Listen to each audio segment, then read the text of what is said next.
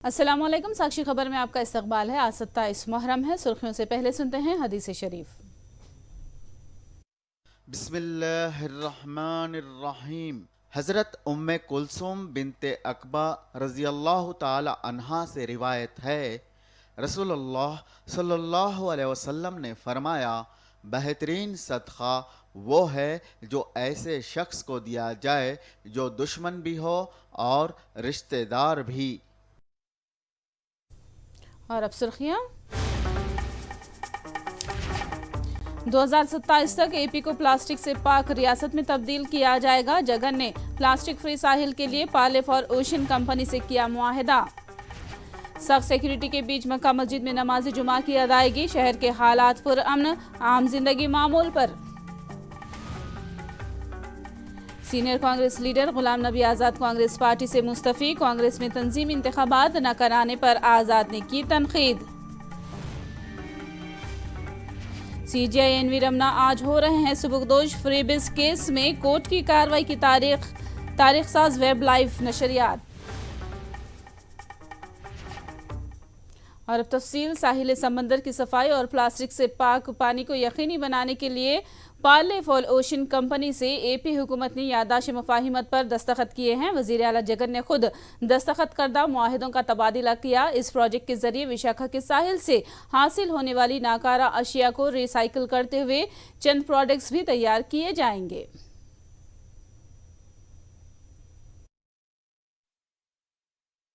కాసేపటి కిందట నేను వచ్చేటప్పుడు కారులో వచ్చేటప్పుడు చాలా ఫ్లెక్సీలు కనపడ్డాయి. ప్రతి చోట నేనే కనపడ్డాను అనుకో, అది వేరే విషయం. కానీ చాలా చోట్ల ఫ్లెక్సీలు కనపడ్డాయి. నేను వచ్చేటప్పుడు కలెక్టర్ గారిని అడిగాను, ఏం మళ్ళీ మరి ప్రోగ్రామే ప్లాస్టిక్ మీద జరుగుతూ ఉంది, మరి నా ఫ్లెక్సీలతో నా ఫోటోలో ఉన్న ఫ్లెక్సీలు కనిపిస్తూ ఉన్నాయి, కరెక్ట్ కాదు కదా, రాంగ్ మెసేజ్ పోతుంది కదా మళ్ళీ అని కలెక్టర్ గారిని అడిగాను. అందులో మళ్ళీ కొన్ని జాగ్రత్తలు తీసుకున్నాడు పాపం. తను అన్నాడు, సార్ అది ప్లాస్టిక్ కాదు సార్, అదంతా కూడా బట్టతో తయారు చేసిన ఫ్లెక్సీలు సార్. ప్లాస్టిక్ ఫ్లెక్సీలు అయితే 8 రూపాయలు పడుతుంది, బట్టతో చేస్తే 32 రూపాయలు అవుతూ ఉంది, కొంచెం ఎక్స్పెన్సివ్ అయినా కూడా అదే పెట్టించాం సార్ అని చెప్పి అన్నాడు. నిజంగా కూడా ఈ రోజు నుంచి ఎక్కడైనా కూడా ఫ్లెక్సీలు రావాలి అని అంటే ఆంధ్ర రాష్ట్రంలో ప్లాస్టిక్ ఫ్లెక్సీలు బ్యాన్ చేస్తూ ఉన్నాం ఈ రోజు నుంచి.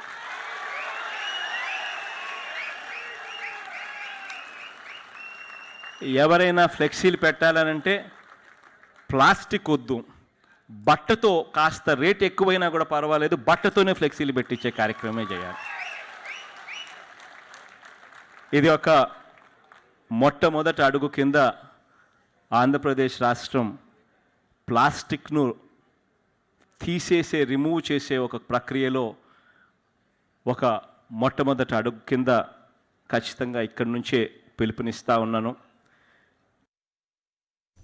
प्लास्टिक की आलूदगी की रोकथाम के लिए एपी हुकूमत ने अहम फैसला किया है। 2027 के अवाखिर तक रियासत को प्लास्टिक से पाक रियासत में तब्दील करने का जगन ने ऐलान किया है। इसी मुहिम की शुरुआत के तौर पर एपी में प्लास्टिक फ्लेक्सीज लगाने पर पाबंदी आयद कर दी गई है।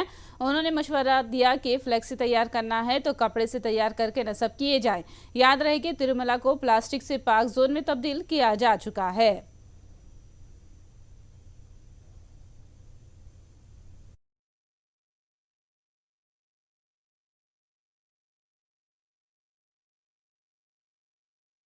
ప్లాస్టిక్ లేకుండా ఇప్పటికీ ఆ జోన్ అంతా కూడా చేశారు. అక్కడ మంచి రిజల్ట్స్ కూడా వస్తూ ఉన్నాయి. ఆ రిజల్ట్స్ కూడా కనుక్కున్నాను. అక్కడ ప్లాస్టిక్ బ్యాగులు ఉండడం కన్నా కూడా అన్ని క్లాత్ బ్యాగులతోనే అన్నీ కూడా జరుగుతూ ఉన్నాయి.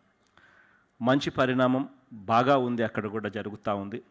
రాష్ట్ర వ్యాప్తంగా కూడా స్లోగా కూడా మనం అంతా కూడా ఆ డైరెక్షన్లో అడుగులు వేస్తూ పోవాలి. ఆ డైరెక్షన్లో ప్రజలందరినీ కూడా భాగస్వాములను చేసుకుంటూ, ప్రజలందరినీ కూడా కలుపుకుంటూ, అక్కడ కూడా అవగాహన కల్పిస్తూ, ఆల్టర్నేట్ మెటీరియల్ కూడా ప్లాస్టిక్ లేనప్పుడు ఆ బ్యాగులకు ఆల్టర్నేట్ మెటీరియల్ కూడా అవైలబిలిటీలోకి తెస్తూ ఒక పద్ధతి ప్రకారం గ్రాడ్యువల్గా ఈ డైరెక్షన్లోకి తీసుకొని పోతాం. ఆంధ్ర రాష్ట్రం 2027 నాటికి 2027 చివరి నాటికి ప్లాస్టిక్ పొల్యూషన్ అన్నది లేని రాష్ట్రంగా నిలబెట్టడానికి ప్రతి అడుగు కూడా వేస్తాము అని చెప్పి కూడా ఈ సందర్భంగా తెలియచేస్తూ विशाखा के साहिल पर प्लास्टिक के कचरे की सफाई मेगा बीच क्लीनिंग प्रोग्राम शुरू किया गया। 28 किलोमीटर के तवील साहिल पर 40 पॉइंट्स पर 25,000 अफराद ने रजाकाराना तौर पर इस प्रोग्राम में हिस्सा लिया। रियासती वजीर गुड़ीवाड़ा अमरनाथ ने कहा कि विशाखापट्टनम शहर को प्लास्टिक से पाक बनाना ही इस मुहिम का मकसद है।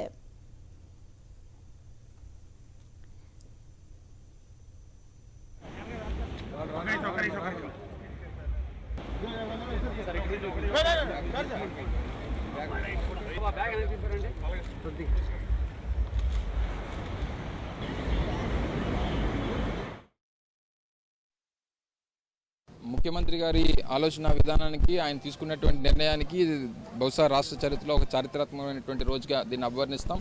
పార్లే ఫర్ ది ఓషన్స్ అనేటువంటి ఒక ఎన్జిఓతో మెరైన్ ప్లాస్టిక్ అనేటువంటిది నిషేధించాలనేటువంటి ఉద్దేశంతో చేపట్టినటువంటి కార్యక్రమం ఈరోజు విశాఖపట్నం సముద్ర తీరంలో దాదాపు 28 కిలోమీటర్ల మేర 39 లొకేషన్స్లో దాదాపు ప్రతి లొకేషన్స్లో 500 నుంచి 600 మంది ఈరోజు వాలంటీర్స్ వర్క్ చేస్తూ ఉన్నారు. పర్యావరణాన్ని కాపాడాలనేటువంటి ఉద్దేశంతో చేపట్టినటువంటి కార్యక్రమం. డెఫినెట్గా ఈ ఇనిషియేటివ్తో సముద్ర తీరం అంతా కూడా స్వచ్ఛంగా ఉంటుందని, మన నగరాలని మనం కాపాడుకునేటువంటి దానిలో మనం భాగస్వాములు అవ్వాలనేటువంటి ఉద్దేశంతో ఆయన పిలుపునిస్తూ ఉన్నారు. డెఫినెట్గా అందరూ కూడా సహకరిస్తారని చెప్పి కోరుకుంటాం. समुद्र साहिल की सफाई मुहिम में तलबा ने बढ़ चढ़ कर हिस्सा लिया। तलबा और नौजवानों ने हुकूमत की जानिब से शुरू करदा इस प्रोग्राम की सताइश की और हर इतवार को इस प्रोग्राम में हिस्सा लेते हुए माहौल को पाक साफ रखने का अहद किया।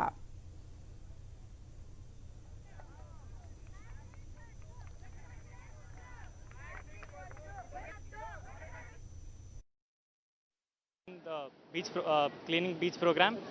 This is I would like to thank our CM for initiating this program.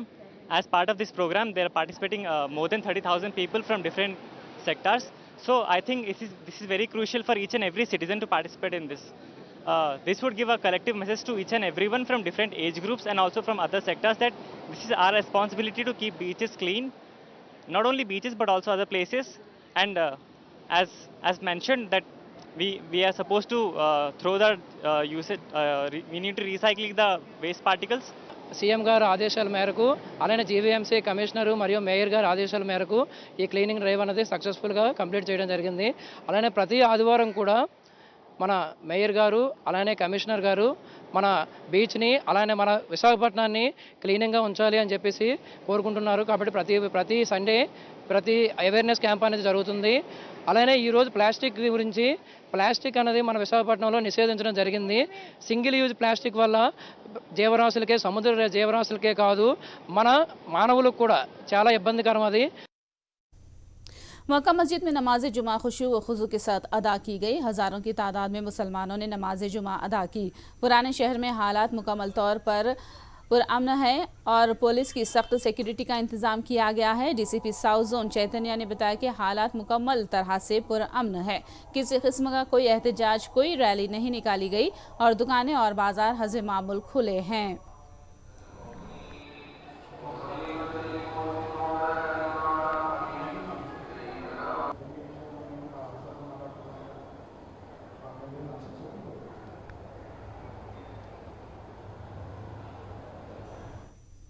Hyderabad और ख़ास तौर पर पुराने शहर में आज पुलिस ने सख्त चौकसी बरकरार रखी। चार मीनार और मक्का मस्जिद के पास सिक्योरिटी का भारी बंदोबस्त किया गया था। उलमा और कायदीन ने मुसलमानों से मुकामी मस्जिदों में ही नमाज जुमा अदा करने की अपील की थी और शहर के अमन और अमान को बरकरार रखने की शहरियों से अपील की गई थी। रैपिड एक्शन फोर्स को तैनात किया गया था। पुराने शहर के हसास इलाकों में पेट्रोलिंग की गई। मुअत्तलशुदा गुस्ताख बीजेपी एमएलए की गिरफ्तारी के बाद पुराने शहर में एहतजाज खत्म हो गया और सूरत हाल मामूल पर आ गई है। పాత బస్తీ ఓల్డ్ సిటీ సౌత్ జోన్లో నార్మల్ అంత పీస్ఫుల్ లైఫ్ ఉంది. Everything is normal daily procedure ప్రకారమే we have every arrangement. And ఇక్కడ as of now we can see మన ఒక ర్యాప్ ఉంది అండ్ నార్మల్గా వచ్చే ఫోర్స్ ఎంత డిప్లాయ్మెంట్తో ఉంది. ఇక్కడ ఎంటైర్ సౌత్ ఎంటైర్ సిటీలో ఒక మనం మీడియా మిత్రుల ద్వారా అందరికీ క్లియరెన్స్ ఇస్తున్నాం. దీనిలో ఎటువంటి ర్యాలీలకు కానీ ప్రొసెషన్స్ కానీ పర్మిషన్ లేదు.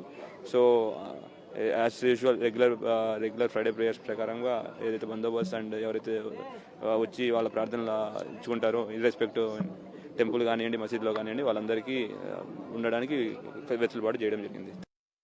अदालत पर भरोसा करते हुए ही कोर्ट से रुजू करके प्रजा संग्राम यात्रा की इजाजत हासिल की गई है। बंडी संजय ने ये बात कही। उन्होंने कहा कि हुकूमत की पाबंदियों को हरगिज बर्दाश्त नहीं किया जाएगा।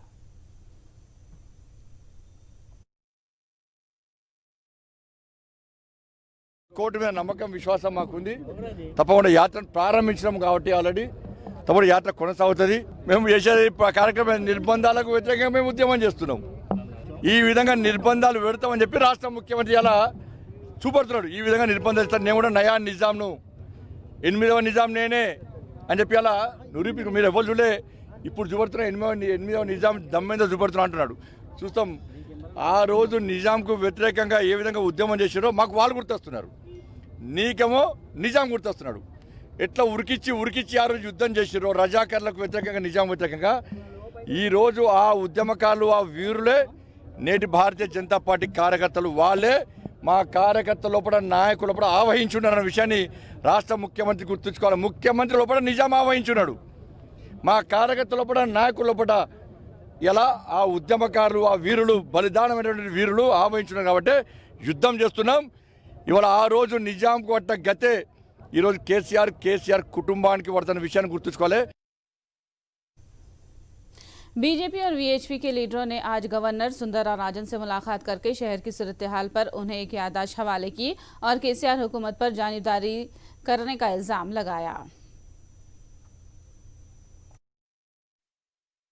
రాష్ట్రంలో జరుగుతున్నటువంటి విషయాలన్నీ కూడా విశదీకరించి చెప్పడం జరిగింది. వారు తగు విధంగా వాటిని పరిష్కరించే ప్రయత్నం చేస్తామన్నారు. ఈనాడు హిందువుల మీద అట్రాసిటీస్ ఏ విధంగా జరుగుతున్నాయో దానికి ప్రభుత్వం ప్రేక్షకులు ఎట్లా చూస్తుండ్రో ఆ విషయాలన్నీ కూడా ఆమెకు పూర్తిగా విన్నవించడం జరిగింది. దాని గురించి ఆమె వాటిని పరిశీలించి తగు చర్యను తీసుకుంటామని హామీ ఇచ్చారు. मुनगोड़ से कांग्रेस उम्मीदवार के इंतखाब का अमल हतामी मरहले में दाखिल हो चुका है। खबर है कि अब टिकट दावेदारी के लिए चलमला रेड्डी और पालवाई श्रवंती ही मैदान में है। चंद कांग्रेस कायदीन पालवाई श्रवंती और चंद कायदीन चलमला कृष्ण रेड्डी के हक में हैं। इसी तनाजुर में दोनों के नामों के साथ रिपोर्ट AICC को रवाना किए जाने की खबर है। 2-3 दिन में सर्वे की बुनियाद पर उम्मीदवार के नाम का ऐलान किया जाने का इम्कान है। हाईकमान ने वाजे कर दिया है कि टिकट किसी को भी मिले, लेकिन बकिया कायदीन उम्मीदवार की तायद करें।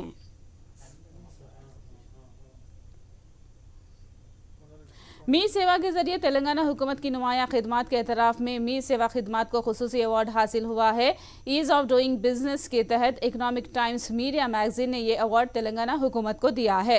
दिल्ली में मुनक़िद हुए डिजिटल कॉन्क्लेव 2022 प्रोग्राम में वज़ीर IT केटिया ने यह अवार्ड हासिल किया। AP हुकूमत को महकमे सेहत में बेहतर कारकर्दगी के लिए इकोनॉमिक्स टाइम्स अवार्ड हासिल हुआ है। आरोग्यश्री नाडू नीडू के तहत आवाम को पहुंचाई जा रही तिब्बी खिदमात पर अवार्ड AP के हिस्से में आया है। दिल्ली में मुनक़िदा डिजिटल कॉन्क्लेव 2022 प्रोग्राम में AP की वज़ीर सेहत V रजनी ने ये अवार्ड हासिल किया। रजनी ने कहा कि ये अवार्ड महकमे सेहत में वज़ीर आला जगन की इनक़लाबी खिदमात का सबूत है।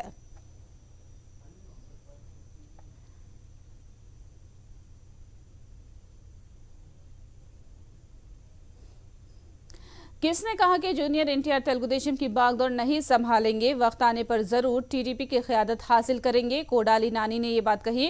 उन्होंने दावा किया कि 2024 में यही होने वाला है। उन्होंने पेशिनगोई की कि 2024 के इंतखाबात में बाबू BJP और जनसेना मुत्तहिदा होकर इंतखाबात में मुकाबला करेंगे। कोडाली नानी ने कहा कि पवन और बाबू को जगन धूल चटाएंगे। उन्होंने कहा कि 2024 के इंतखाबात बाबू और पवन के लिए आखिरी होंगे। ఇప్పుడు లక్ష్మీ భారత్ గారు అడిగారని నేను అడిగారని జూనియర్ ఎన్టీఆర్ వెళ్ళి పార్టీ పగ్గాలు తీసుకోడు. అతనికి అవకాశం వచ్చినప్పుడు అతనికి టైం వచ్చినప్పుడు అతనికి తీసుకునేటువంటి పరిస్థితి ఉన్నప్పుడు తప్పకుండా తీసుకుంటాడు. తొందర ఎందుకు? రేపు ఎన్నికల్లో జరిగేది ఇదే. బీజేపీ టీడీపీ కలిసి పోటీ చేస్తాయి. చంద్రబాబు నాయుడు కొత్త పార్టీ పెట్టుకుని ఆ పార్టీ జనసేన కలిసి పోటీ చేస్తాయి. చంద్రబాబు నాయుడికి పవన్ కళ్యాణ్కి ఇద్దరికి డిపాజిట్లు ఉండవు. ఈ రాష్ట్రంలో వాళ్ళిద్దరు దారిద్ర్యం కూడా 2024తో పేడ విరగడవుద్ది. ఇదే జరుగుద్ది, మీరు రాసి పెట్టుకోండి. दिल्ली में वजारत और सेक्रेटरी सतह की बातचीत हुई जिसमें एपी के वफ्द ने शिरकत की। मुलाकात के बाद विजय साई रेड्डी ने मीडिया से बात करते हुए कहा कि मुस्बत माहौल में बातचीत हुई है और एपी के मसाइल को हल करने की तरफ मुस्बत पेशरफ्त हुई जिसके नतीजे जल्द ही सामने आएंगे। ప్రధానమంత్రి గారితో సీఎం గారు ఏదైతే చర్చించారో ఆ విషయాల్ని సెక్రటరీ లెవెల్లో మినిస్ట్రీ లెవెల్లో ముందుకు తీసుకెళ్లాలన్నటువంటి ఉద్దేశంతో ఈ సమస్యలన్నిటికీ కూడా పరిష్కారం ఆలోచించే విధంగా చర్చలు కొనసాగాయి. పోలవరం ప్రాజెక్టు, ఇరిగేషన్ ప్రాజెక్టుకి సంబంధించి చాలా ఎక్స్టెన్సివ్గా చర్చించాం. ఇది కూడా చాలా పాజిటివ్గా ముందుకెళ్తా ఉంది. గత సమావేశానికి ఈ సమావేశానికి చాలా అంశాల్లో మనం పురోగతి సాధించాం. పాజిటివ్గా సెక్రటరీ గారు కానీ ప్రధానమంత్రి గారు కానీ అందరూ కూడా బాగా పాజిటివ్గా స్పందించారు. అతి త్వరలో ఫండ్స్ రిలీజ్ అవుతాయి. ఆ విషయాన్ని కమిటీ దృష్టికి తీసుకురావడం జరిగింది. త్వరలో పాజిటివ్. सीनियर कांग्रेस कायद गुलाम नबी आज़ाद ने पार्टी के तमाम ओहदों से इस्तीफा दे दिया है। 5 सफ़हात पर मुश्तमिल इस्तीफे का मकतूब कांग्रेस की अबूरी सदर सोनिया गांधी के हवाले किया। उन्होंने अपने पार्टी से वाबस्तगी और इंदिरा गांधी से ताल्लुकात का जिक्र किया। गुलाम नबी आज़ाद ने कांग्रेस पार्टी में तंजीमी इंतखाबात न कराने पर तनकीद की। उन्होंने बिलवास्ता तौर पर राहुल गांधी को निशाना बनाया। कांग्रेस अखिलेती सेल के सदर इमरान प्रताप गढ़ी ने बिल्किस बानो इस्मत रेजी केस के मुजरिमीन की रिहाई की मजम्मत की और वज़ीर आज़म मोदी से ख़वातीन के हिफाजत और ख़वातीन के हुकूक के ताल्लुक से किए जाने वाले दावों पर अमल करने का मुतालबा किया। प्रधानमंत्री बन गए वही मुख्यमंत्री जी यानी कि नरेंद्र मोदी जी, तब जो है एक बार फिर से न्याय के साथ बलात्कार हुआ है और उस बेटी के जो आरोपी थे उनको रिहा कर दिया गया। रिव्यू कमेटी में जो लोग बैठे थे उनके जमीर पे एक बार भी चोट नहीं लगी, जिसमें भारतीय जनता पार्टी के विधायक थे। इससे शर्मनाक क्या हो सकता है। अंतिम पायदान पे बात पहुंची है कि माननीय उच्चतम न्यायालय ने सुनवाई की है और आज कुछ सवाल पूछे हैं, लेकिन ये मसला तो सबसे बड़ा देश के प्रधानमंत्री से सवाल पूछने का है। प्रधानमंत्री जी बताएं कि वो 3 तलाक पर मुस्लिम बहनों के लिए लंबे लंबे भाषण देते हैं कि हमने कानून बना करके आपको इंसाफ दिया। क्या बिल्किस बानो आपकी बहन नहीं है? क्या वो आपसे इंसाफ नहीं मांग रही है? तो भारत की तमाम बेटियां आपसे कह रही हैं कि आपका बेटी बचाओ बेटी पढ़ाओ का नारा झूठा और खोखला है। आपका नारा खोखला नहीं है तो बिल्किस जैसी जो सैकड़ों बेटियां हैं जिनके साथ देश के किसी ना किसी कोने में बलात्कार हो रहा है, अपराध हो रहा है, उनको न्याय देने के लिए आपके पास कोई भी रोड मैप नहीं है और जिनको न्याय थोड़ा बहुत मिला था उनके भी आरोपियों को आप बरी कर दे रहे हैं। सुप्रीम कोर्ट के चीफ जस्टिस एनवी रमना की सुबुकदोशी के मौके पर तारीख में पहली मरतबा अदालत की कार्रवाई की रास नशरियात हुई और सुबुकदोश होने वाले चीफ जस्टिस एनवी रमना ने सियासी जमातों के मुफ्त इंतखाबी वादों पर रिमार्क्स पास किए। चीफ जस्टिस रमना ने कहा कि सियासी जमातों के मुफ्त वादों के ताल्लुक से माहिरीन की कमेटी और कुल जमाती इजलास में तबादिले ख्याल की जरूरत है। Made by political parties for the distribution of free goods or freebies as a part of their election manifesto or during election speeches. The main contentions of the petition is that such pre-election promises which have a large-scale impact on the economy of the state cannot be permitted. The petition submits that such pre-election promises are being made by political parties without any assessment of the financial implication on the state is nothing but an attempt to attract the vote bank. This goes against the spirit of reasonable electioneering and is adversely affecting free and fair elections. This severely affects the level playing field between the different political parties. The money that is being paid by the taxpayers is ultimately being misused for political parties, candidates to gain or retain power. In this batch of petitions, there are 2 sets of petitions. The first batch relates to pre-election freebies, which may influence voters at the time of elections. The second set of petitions challenging the grant of benefits by the governments, which do not relate to any welfare measure or development activity, but rather are a ploy to capture vote banks. Mother Teresa की सालगिरह के मौके पर उन्हें खिराज पेश किया गया। कोलकाता में मुनाकिदा तकरीब में मदर टेरेसा को खिराज पेश किया गया। इस मौके पर खुसूसी तकरीब का इनेकाद हुआ। गरीबों और मोहताजों की मदर टेरेसा ने जो खिदमात की उसे याद किया गया। Our lives are meant for others, and that's the example Mother has given. She lived for others, and very specially for those who need it most, the poor, to take care of them, to protect life and to promote life from womb to tomb. That means in all stages of life, from birth till death, at all stages, life has to be protected, and that's what Mother did. That's why you visit so many houses of hers in the city, all over the world, in support of life, to take care of it with a tender heart, with a tender love. So let us be also promoters of life. Let us celebrate our own life given to us, not live it only for ourselves, but live it for others. Make it a beautiful gift, and Mother would say, make it something beautiful for God. Our life, something beautiful for God and for others. आखिर में सुर्खियां एक बार फिर।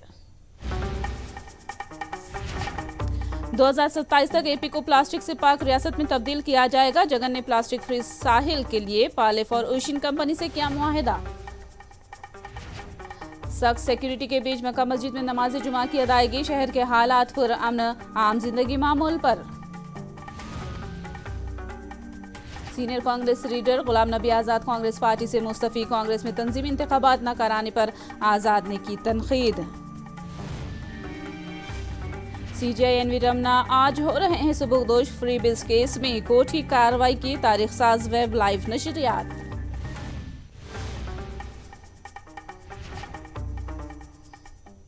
साक्षी खबर में फिलहाल इतना ही। साक्षी TV पर खबरों का सिलसिला जारी रहेगा।